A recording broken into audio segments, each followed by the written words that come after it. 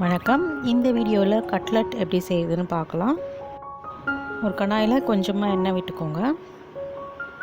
எண்ணெய் சூடாகட்டும். கொஞ்சமாக சீரகம் போட்டு தாளிச்சிக்கலாம்.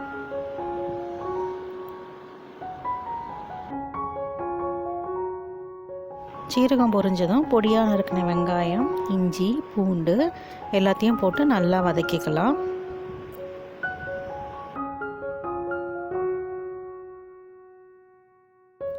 இப்போ துருவின கேரட் ஒரு கப் சேர்த்துக்கலாம். அதில்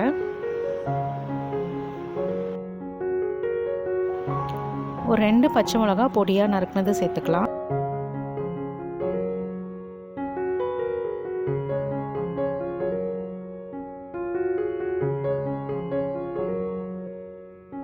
ஒரு அரை கப் பீன்ஸ் சேர்த்துக்கலாம். அதுவும் பொடியாக நறுக்கிக்கோங்க. இப்போ ஒரு கப் கோஸ் சேர்த்துக்கலாம். இப்போ இது எல்லாத்தையும் நல்லா வதக்கிக்கணும். அதுக்கப்புறம் தான் நம்ம உருளைக்கிழங்கு சேர்க்க போகிறோம். இது கொஞ்சம் வதங்கட்டும். இப்போ வேக வச்ச உருளைக்கிழங்கை நம்ம இதில் சேர்த்துக்கலாம். நல்லா மிக்ஸ் பண்ணி விட்டுடலாம். இந்த உருளைக்கிழங்கு கொஞ்சம் இந்த காய்கறிகளோடு சேர்ந்து கொஞ்சம் வதங்கட்டும். அதுக்கப்புறம் நம்ம வந்து ஸ்மாஷ் பண்ணிக்கலாம். ஒரு 2 ஸ்பூன் மிளகாய் தூள் சேர்த்துக்கலாம். கொஞ்சமாக மஞ்சத்தூள் போட்டுக்கலாம். அதுக்கப்புறமா உப்பு, தேவையான அளவு உப்பு சேர்த்துக்கலாம். இப்போ இதை நல்லா பெரட்டி விட்டுடலாம். அப்படியே இந்த உருளைக்கிழங்கையும் சேர்த்து மசிச்சு அப்படியே பெரட்டிக்கோங்க. கரம் மசாலா பிடிக்கிறவங்க, அந்த ஸ்மெல் பிடிக்கிறவங்க அது கூட கொஞ்சம் சேர்த்துக்கலாம். உருளைக்கிழங்கு நல்லா மசிச்சதுக்கப்புறமா நம்ம தட்டில் இதில் கொட்டி ஆற வச்சுட்டு அதுக்கப்புறம் கட்லெட் ஷேப் என்ன வேணுமோ அதை செஞ்சு நம்ம பொரிச்சு எடுத்துக்கலாம். இது கொஞ்சம் நேரம் ஆறட்டும். இப்போ இது நல்லா ஆறிடுச்சு. இப்போ இதில் உங்களுக்கு தேவையான அளவு கொஞ்சமாக எடுத்து அதை வந்து என்ன ஷேப் வேணுமோ அந்த ஷேப்பில் நீங்கள் செஞ்சுக்கோங்க. நான் வந்து ஒரு ஓவல் ஷேப்பில் செய்கிறேன். இதே மாதிரி எல்லாத்தையும் ஷேப் பண்ணிவிட்டு நம்ம ரெடியாக வச்சுக்கலாம். இப்போ ஒரு பவுலில் 2 ஸ்பூன் கார்ன்ஃப்ளவர் சேர்த்துக்கலாம். 2 ஸ்பூன் அரிசி மாவு சேர்த்துக்கலாம். நான் மைதா சேர்க்கல. இது கொஞ்சம் கிறிஸ்ப்.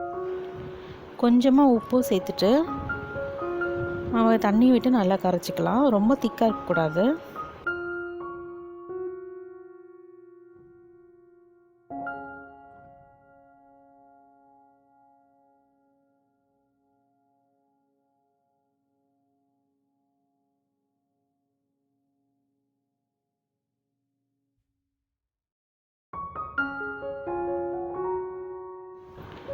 இந்த அளவுக்கு கரைச்சி வச்சுக்கோங்க. ப்ரெட்டை வந்து பொடிச்சு வச்சுருக்கேன். ரஸ்க்கு தூள் கிடைச்சாலும் நல்லாயிருக்கும். இல்லைனா கடையில் விற்கிற ரஸ்க்கு நீங்கள் பொடிச்சு வாங்கிக்கோங்க. ஏலக்காய் இல்லாமல் பார்த்துக்கோங்க. நம்ம செஞ்சு வச்சுருக்க கட்லெட் எல்லாத்தையும் இந்த மாவில் நல்லா கரைச்சி வச்சுருக்க மாவில் டிப் பண்ணிவிட்டு அதுக்கப்புறம் இந்த ப்ரெட் தூளில் போட்டு நல்லா புரட்டி வச்சிடலாம். எல்லா பக்கமும் இந்த ப்ரெட் தூள் பண்ணுற மாதிரி நம்ம வந்து ஒட்டி வச்சிடலாம். இல்லைனா எண்ணெயில் போடும்போது உருளைக்கிழங்கெல்லாம் அப்படியே பிரிஞ்சு போயிடும். அதனால்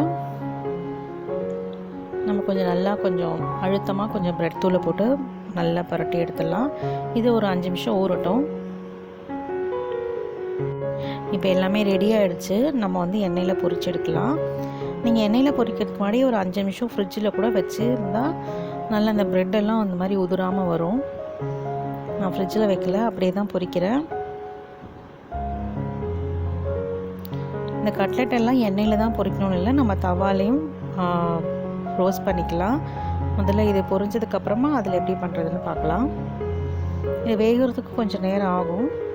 அதனால் கொஞ்சம் அப்பப்போ திருப்பி போட்டு கொஞ்சம் நேரம் வேக வச்சு எடுத்துக்கோங்க.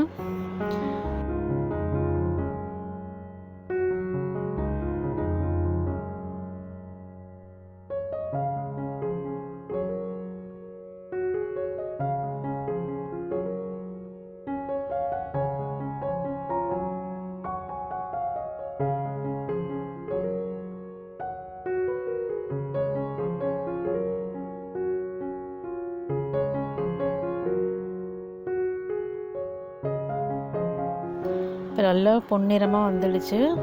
இப்போ நம்ம இதை வந்து எடுத்துடலாம். இப்போ தவாவில் கொஞ்சம் எண்ணெய் விட்டுக்கோங்க. கொஞ்சம் தாராளமாக எண்ணெய் விட்டுக்கோங்க. அதுக்கப்புறமா இந்த கட்லெட்டெல்லாம் நம்ம வந்து ரோஸ்ட் பண்ணிடலாம். இதுவும் அதே அளவுக்கு தான் கிறிஸ்பியாக இருக்கும். மேல்புறம் நல்லா கிறிஸ்பியாக இருக்கும், உள்ளெல்லாம் நல்லா சாஃப்டாக இருக்கும். குழந்தைங்களுக்குலாம் ரொம்ப பிடிக்கும் இந்த கட்லெட்டு.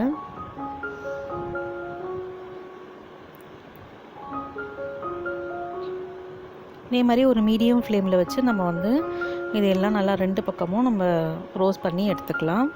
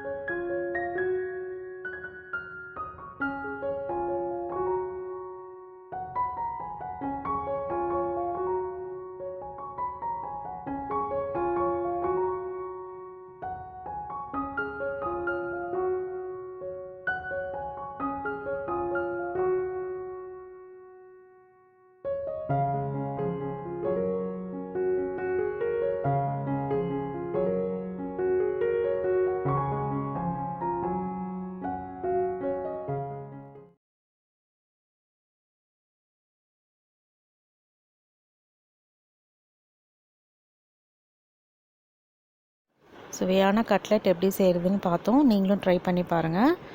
நன்றி.